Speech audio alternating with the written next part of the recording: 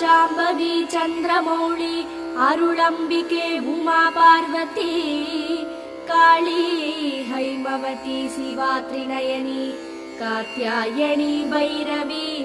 सावित्री जीवरूपी शुभहरी राजयोग लक्ष्मी प्रभा चिद्वडिवे परदेविये भगवती श्रीराजराजेश्वरी अम्मा मोहिनी देविये मूगुलगे आनंद संदायिनी वाणी पल्लव पाणि वेणु मुरळी